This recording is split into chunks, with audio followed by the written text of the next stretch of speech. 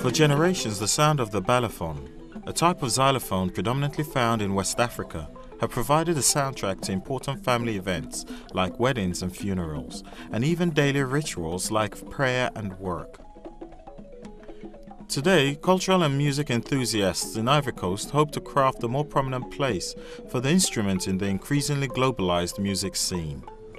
This month, the United Nations Cultural Organization, UNESCO, launched an initiative in the commercial capital, Abidjan, that will not only fund the training of Balafon artists, but also a new factory where modernized Balafons can be built.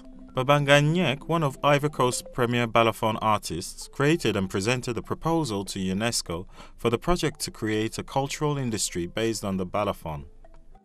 There will be a lot more training for teachers. Training for teachers will help us promote the practice of this instrument at the highest level. At a certain level, really that will help instrumentalists cope with the global challenges in modern music.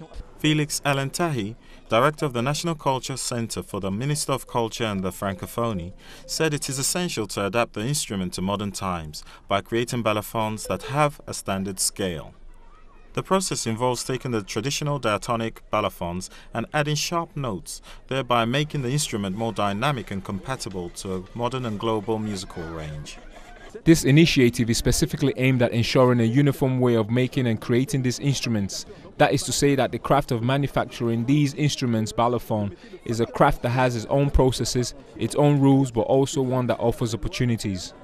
In addition to building a factory and training manufacturers of the instrument, UNESCO's $50,000 fund will also train at least 20 musicians to start with, that is 10 men and 10 women. UNESCO officials in Ivory Coast say they hope the initiative to promote the Balafon will also attract tourists and promote Ivorian culture worldwide. There is no such thing as a subculture. Every culture has its intrinsic value, a dignity that we must promote. These cultures are neglected often because of a lack of resources.